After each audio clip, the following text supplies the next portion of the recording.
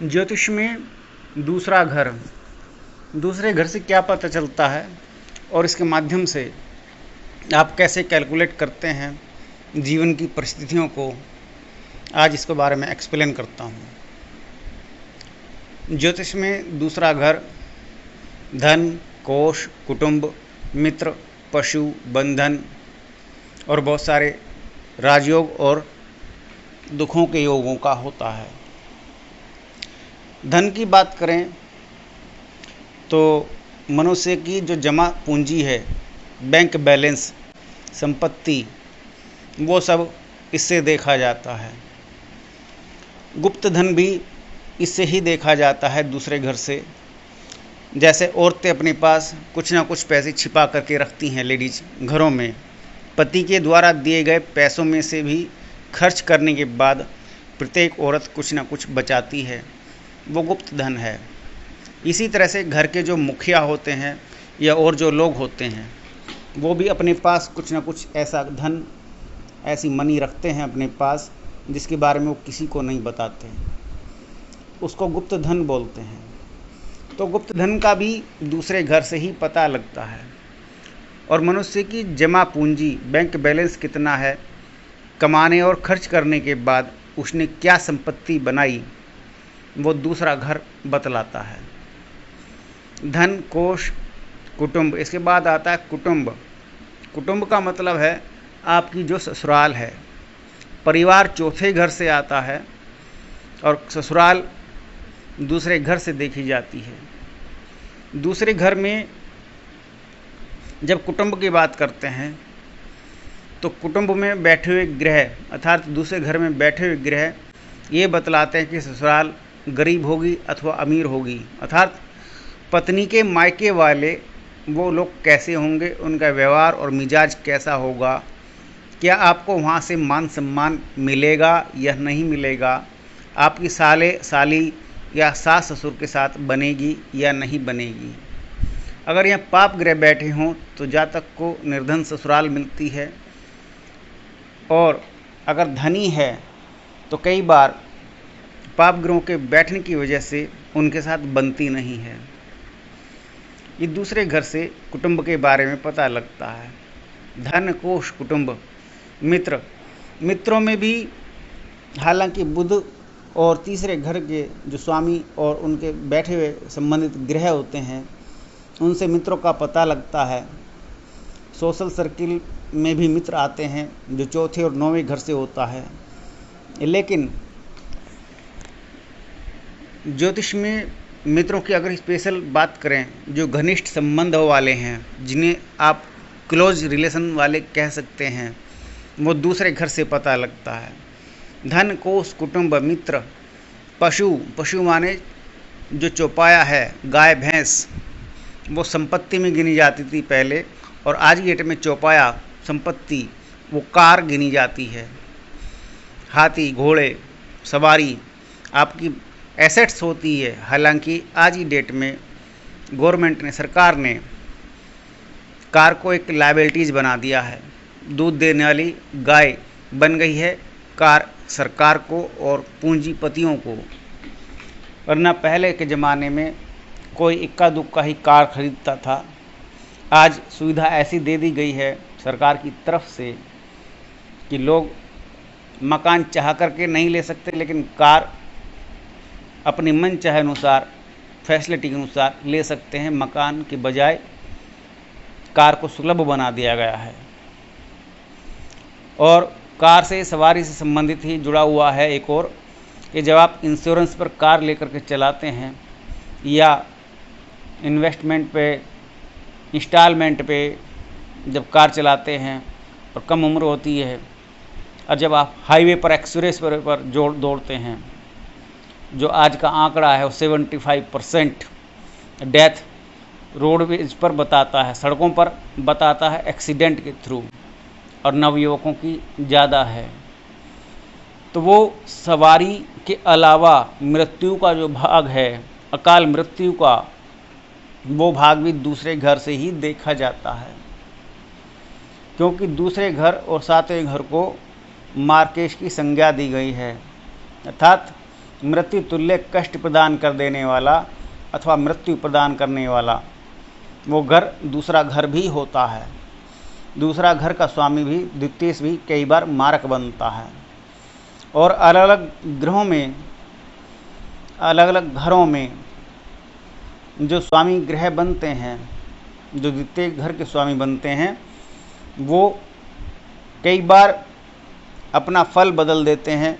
कई बार मारक का और कई बार राजयोग का फल प्रदान करते हैं। अब मारक कब बनेंगे, ये इस बात में देखना पड़ता है कि जैसे ग्रह की दशा चल रही है और उसे अगर शत्रुवत ग्रह के रूप में द्वितीय घर आ रहा है या द्वितीय घर का स्वामी या दूसरे घर का स्वामी जो महादशा चल रही है उसका शत्रु है, तो वो मारक का फल दे सकता है, मार्केश का फल दे सकता है, मृत्यु तुल्य कष्ट अथवा मृत्यु भी प्रदान कर सकता है। ऐसी संभावनाएं बनती हैं और ऐसा देखने में भी आता है। और अगर कुंडली में, जन्म पत्री में आयु अच्छी है, आप आयु के खंडों को कैलकुलेट कर सकते हैं। आपकी आयु मध्यम आयु से और ऊपर है, मध्यम आयु लगभग 60 साल के आसपास तक मानी जाती है। अल्पायु 42 वर्ष की मैक्सिमम होती है। तो मध्यम आयु से ऊपर दीर्घायु चली जाती है। दीर्घायु में 60 साल से लेकर के 80 साल, 90 और 100 तक आते हैं। तो आयु के किस खंड में, अल्पायु में, मध्यमायु में या दीर्घायु में, कुंडली किस प्रकार की आयु बतला रही है और उसमें दूसरे घर के स्वामी की दशा, दूसरा घर का स्वामी कैसा फल देगा आयु के अकॉर्डिंग, तो वो मारक बनेगा या राजयोग प्रदान करेगा, ये कुंडली के आधार पर निर्भर होता है। तो दूसरा घर राजयोग भी प्रदान करता है, धन संपत्ति सवारी भी प्रदान करता है और मारकता अर्थात मृत्यु भी प्रदान करता है अथवा मृत्यु तुल्य कष्ट देने वाले ग्रहों में से एक बन जाता है। धन, कोष, कुटुंब, मित्र, पशु, बंधन।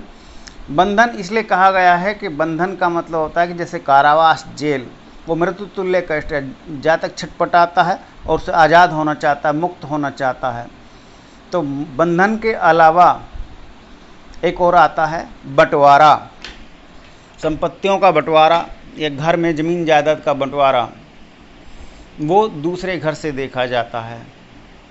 जब किसी भाई बहनों की संपत्ति बढ़ती है अथवा माता पिता के, बाप दादा की जायदाद बढ़ती है, तो उसका फैसला दूसरे घर के स्वामी की दशा में आकर के पड़ता है।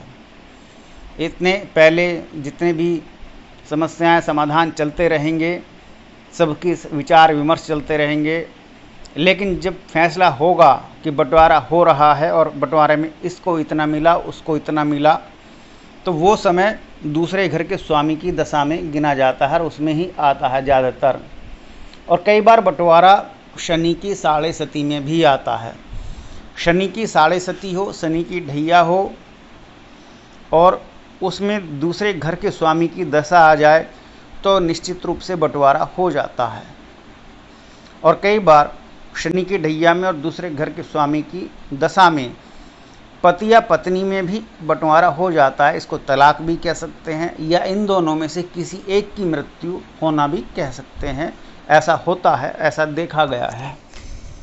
तो कुंडली में, जन्मपत्री में दूसरा घर बहुत कुछ एक्सप्लेन करता है, क्योंकि दूसरा घर विद्या का भी है, चेहरे की सुंदरता का भी है, नेत्रों का भी है। आप नेत्रों के कई प्रकार देखते हैं।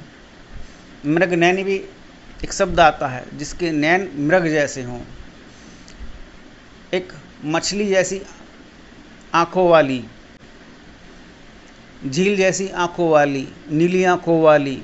तो नेत्रों के प्रकार की अगर आप गहराई में जाएंगे, आईब्रो या चेहरे की सुंदरता, गोरा है या काला है, नैन नक्श कैसे हैं, वो समस्त चेहरे पर दाग धब्बे अथवा तेलिया मस्से आदि की सुंदरता, वो सब दूसरे घर से है। दूसरा घर पत्नी की सुंदरता का प्रतिनिधित्व करता है। दूसरा घर षड्यंत्र का शिकार होना भी बतलाता है। षड्यंत्र के शिकार में कोई भी जातक किसी भी तरह से, किसी रूप में ब्लैकमेल भी हो सकता है। क्योंकि मारकता का एक रूप ये बनता है। दूसरे घर से जो मित्र बताए गए, घनिष्ठ बताए गए, जो क्लोज रिलेशन वाले बतलाए गए, वो क्लोज रिलेशन उनमें गिना जाता है जैसे कोई लिव इन रिलेशनशिप में रह रहा हो। तो दूसरे घर की दशा में, सप्तम अष्टम या 12वें घर की दशा में, या इनका आपस में कॉम्बिनेशन हो जाए तो घनिष्ठ संबंध अर्थात यौन संबंध या संभोग रूपी संबंध बन जाएंगे। ये दूसरे घर से ये भी आंका जाता है। तो दूसरे घर से मैंने आज छोटा सा संक्षिप्त रूप कहा। कुंडली किस प्रकार की है, ए वर्ग की है, बी वर्ग की है, सी वर्ग की है, लोअर मिडिल या अपर क्लास की है, बिजनेसमैन की है या जॉब वाले की है, कुंडली जन्मपत्री आध्यात्मिक है अथवा सांसारिक व्यक्ति की कुंडली है, या कुंडली एक क्रिमिनल की है या साइबर क्रिमिनल की है। तो कुंडलियों के प्रकार देखने के बाद ये निर्धारित होता है कि जातक को फल कैसा मिलेगा। आज के लिए इतना ही। नमस्कार।